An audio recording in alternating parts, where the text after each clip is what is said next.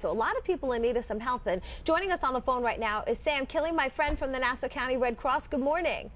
Good morning, Elizabeth. All right, now you guys have volunteers that are trained for this kind of stuff, but what type of calls are you seeing today? Well, fortunately, we haven't been called out yet, which our volunteers are very happy about because everybody really needs to stay inside.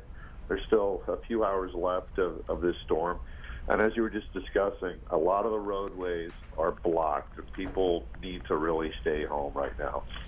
Sam, if somebody needs to get out, we do have emergency workers who do need to get there. They're working at our hospitals. I mean, some folks even say, wow, I've got to go to a gas station. I talked to a family last night. The dad was picking up his daughter who had to work at one of the department stores, in a store in one of the malls, one of the smaller stores, and they were concerned. She was coming home at 7 o'clock last night. It was fairly treacherous. So for somebody who feels they have to get out for whatever, or they absolutely do, what should they be bringing in the car with them?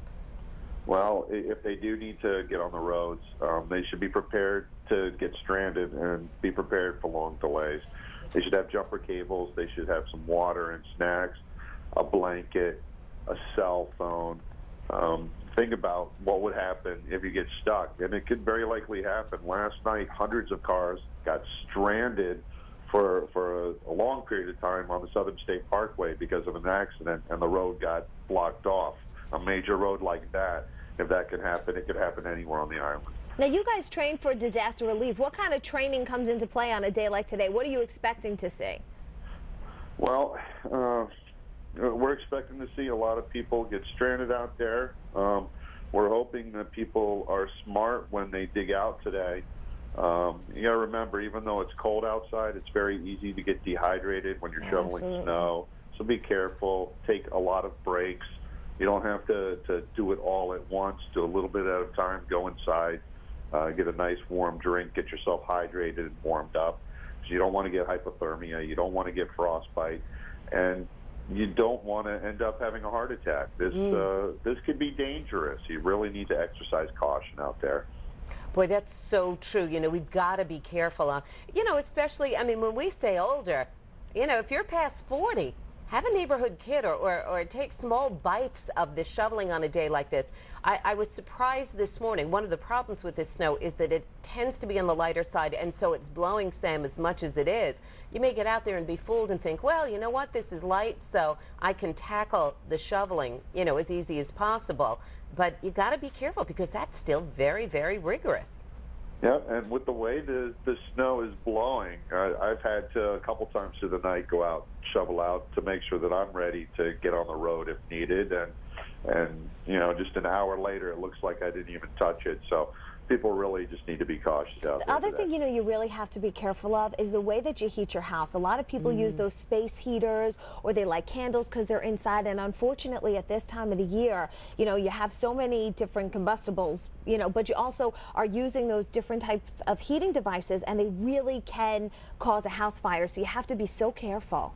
Yeah, they can cause house fires. So you want to make sure you have things like space heaters 3 feet away from anything that's flammable.